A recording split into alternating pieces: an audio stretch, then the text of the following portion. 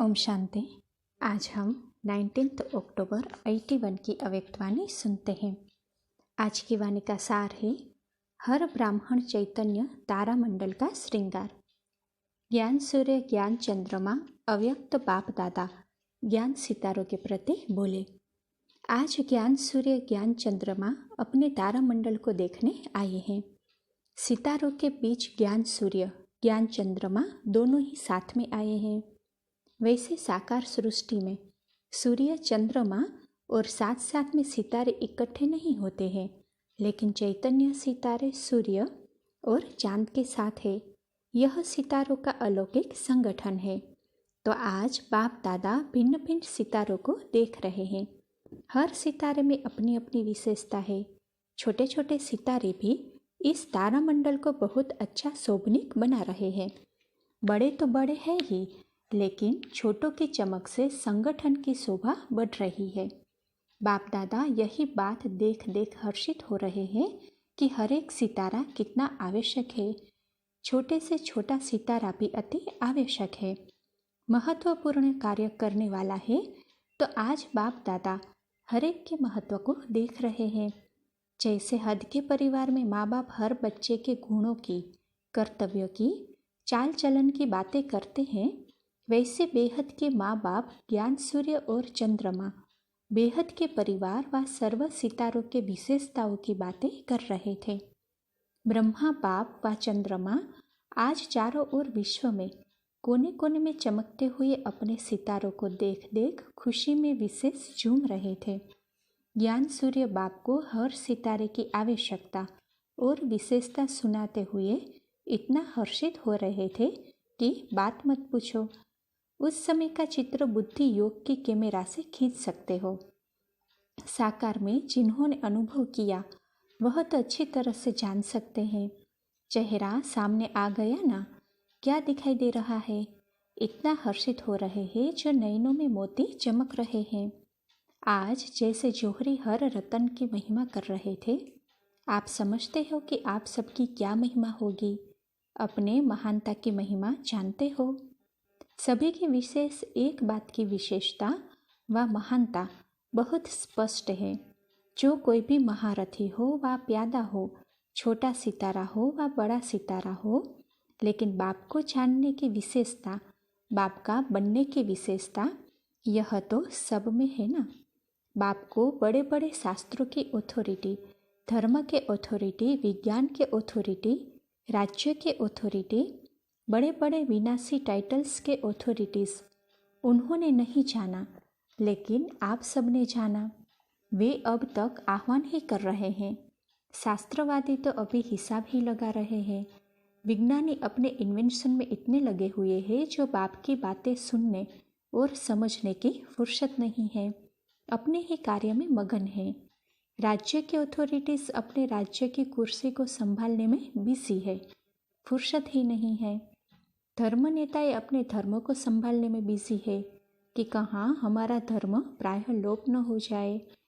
इसी हमारे में खूब बिजी है। लेकिन आप सब आह्वान के बदले मिलन मनाने वाले हो। यह विशेषता व महानता सभी की है। ऐसे तो नहीं समझते हो हमारे में क्या विशेषता है व हमारे में तो कोई गुण ही नहीं है। यह तो भक्तों के बोल है कि हमारे में कोई गुण नहीं। गुणों के सागर के बच्चे बनना अर्थात गुणवान बनना। तो हर एक में किसी न किसी गुण की विशेषता है और बाप उसी विशेषता को देखते हैं। बाप जानते हैं जैसे राज्य परिवार के हर व्यक्ति में इतनी संपन्नता जरूर होती है जो वह भिखारी नहीं हो सकता, ऐसे गुणों के सागर बाप के बच्चे कोई भी गुण की विशेषता के बिना बच्चा कहला नहीं सकते। तो सभी गुणवान हो, महान हो, विशेष आत्माएं हो, चैतन्य तारामंडल का श्रृंगार हो। तो समझा आप सब कौन हो। निर्बल नहीं हो, बलवान हो, क्योंकि मास्टर सर्वशक्तिवान हो। ऐसा रूहानी नशा सदा रहता है। रूहानियत में अभिमान नहीं होता है, स्वमान होता है। स्वमान अर्थात स्व आत्मा का मान। स्वमान और अभिमान दोनों में अंतर है। तो सदा स्वमान की सीट पर स्थित रहो, अभिमान की सीट छोड़ दो। अभिमान की सीट ऊपर से बड़ी सजी सजाई है, देखने में आराम पसंद दिल पसंद है, लेकिन अंदर कांटों की सीट है। यह अभिमान की सीट ऐसे ही समझो जैसे कहावत है, खाओ तो भी पछताओ और न खाओ तो भी पछताओ। एक दो को देख सोचते हैं कि हम भी टेस्ट कर ले, फलाने फलाने ने अनुभव किया, हम भी क्यों नहीं करें, तो छोड़ भी नहीं सकते, और जब बैठते हैं तो कांटे तो लगते ही है। तो ऐसे बाहर से दिखावटी धोखा देने वाली अभिमान की सीट पर कभी भी बैठने का प्रयत्न नहीं करो। सोमान की सीट पर सदा सुखी, सदा श्रेष्ठ, सदा सर्व प्राप्ति स्वरूप का अनुभव करो। अपनी विशेषता बाप को जानने और मिलन बनाने की इसी को स्मृति में सदा रख हर्षित रहो। जैसे सुनाया कि चंद्रमा सितारों को देख हर्षित हो रहे थे, तो ऐसे फॉलो फादर। अच्छा दादी जी को, आपने भी सबकी विशेषता ये देखी ना, चक्कर में क्या देखा, छोटों की भी विशेषता बड़े की भी विशेषता देखी ना, तो विशेषता वर्णन करने में सुनने में कितना सब हर्षित होते हैं। सब हर्षित होकर सुन रहे थे ना। तो दादी जी ने अम्बाला और फिरोज़ाबाद मेले का समाचार क्लास में सुनाया था। तो बाप दादा बोले, ऐसे ही सदा सभी विशेषता का ही वर्णन करे तो क्या हो जाएगा। सदा जैसे विशेष कार्य में खुशी के बाजे बजते हैं, ऐसे ब्राह्मण परिवार में चारों ओर सदा खुशी के ही सांस बजते रहेंगे व बाजे बजते रहेंगे। शॉर्ट और स्वीट सफ़र रहा, खुशियों की खांडले सबको खुशियों से माला माल करके आई। हर स्थान की हिम्मत उल्लास एक दो से श्रेष्ठ हैं। बाप भी बच्चों की हिम्मत और उल्लास पर हर बच्चे की महिमा के गुणों के पुष्प बरसाते हैं।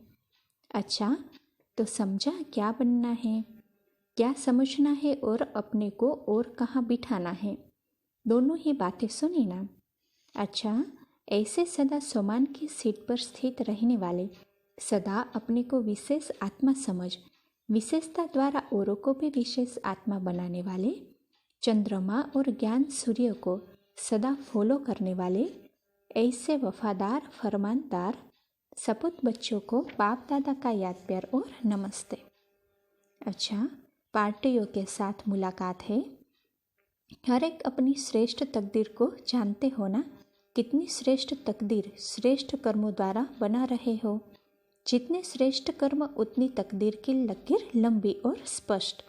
जैसे हाथों द्वारा तकदीर देखते हैं तो क्या देखते हैं, लकीर लंबी है, बीच बीच में कट तो नहीं है। ऐसे यहाँ भी ऐसा ही है। अगर सदा श्रेष्ठ कर्म वाले करने हैं तो तकदीर की लकीर भी लंबी और सदा के लिए स्पष्ट और श्रेष्ठ है। अगर कभी कभी श्रेष्ठ कभी साधारण, तो लकीर में भी बीच बीच में कट होता रहेगा, अविनाशी नहीं होगा। कभी रुकेंगे कभी आगे चलेंगे। इसीलिए सदा श्रेष्ठ कर्मधारी बाप ने तकदीर बनाने का साधन दे ही दिया है, श्रेष्ठ कर्म। कितना सहज है तकदीर बनाना। श्रेष्ठ कर्म करो और पद्मा पदम भाग्यशाली की तकदीर प्राप्त करो। श्रेष्ठ कर्म का आधार है श्रेष्ठ स्मृति। श्रेष्ठ ते श्रेष्ठ बाप की स्मृति में रहना, अर्थात श्रेष्ठ कर्म होना। ऐसे तकदीरवान होना। तकदीरवान तो सभी है, लेकिन श्रेष्ठ है या साधारण, इसमें नंबर है। तो सदा के तकदीर की लकीर खींच ली है या छोटी सी खींची है, लंबी है ना, अविनाशी है ना, बीच बीच में खत्म होने वाली नहीं, सदा चलने वाली। ऐसे तकदीरवान, अब के भी तकदीरवान और अनेक जन्म के भी तकदीरवान। अभी अपने को इस ड्रामा के अंदर बाप के साथ स्नेही और सहयोगी आत्माएं हैं ऐसा समझकर चलते हो। हम आत्माओं को इतना श्रेष्ठ भाग्य मिला है, यह ऑक्यूपेशन सदा याद रहता है। जैसे लौकिक ऑक्यूपेशन वाली आत्मा के साथ भी कार्य करने वालों को कितना ऊंचा समझते हैं, लेकिन आपका पाठ, आपका कार्य स्वयं बाप के साथ है, तो कितना श्रेष्ठ पाठ हो गया, ऐसे समझते हो। पहले तो सिर्फ पुकारते थे कि थोड़ी घड़ी के लिए दर्शन मिल जाए, यही इच्छा रखते थे ना। अधिकारी बनने की इच्छा व संकल्प तो सोच भी नहीं सकते थे, असंभव समझते थे। लेकिन अभी जो असंभव बात थी वह संभव और साकार हो गई। तो यह स्मृति रहती है, सदा रहती है व कभी कभी? अगर कभी कभी रहती है तो प्राप्ति क्या करेंगे? कभी कभी राज्य मिलेगा, कभी राजा बनेंगे, कभी प्रजा बनेंगे। जो सदा के राजयोगी है वही सदा के राजे हैं। अधिकार तो अविनाशी और सदा काल का है। कितना समय बाप ने गारंटी दी है, आधा कल्प उसमें सदा काल राज्य पद की प्राप्ति कर सकते हो। लेकिन राजयोगी नहीं तो राज्य भी नहीं। जब चांस सदा का है तो थोड़े समय का क्यों लेते? अच्छा, सार है, यह सितारों का अलौकिक संगठन है। हर सितारे में अपनी अपनी विशेषता है। हर एक सितारा आवश्यक है और महत्वपूर्ण कार्य करने वाला है। जिस बाप को शास्त्रों, धर्म, विज्ञान, राज्य आदि की अथॉरिटीज वाले नहीं जानते, केवल आह्वान कर रहे हैं, आप सब उस बाप से मिलन मना रहे हो। यह विशेषता की महानता आप सभी की है। आप सभी गुणवान हो, महान हो, चैतन्य तारामंडल की शोभा हो। तो सदा सोमान की इस सीट पर सेट रहो, सदा हर्षित रहो। अच्छा, ओम शांति।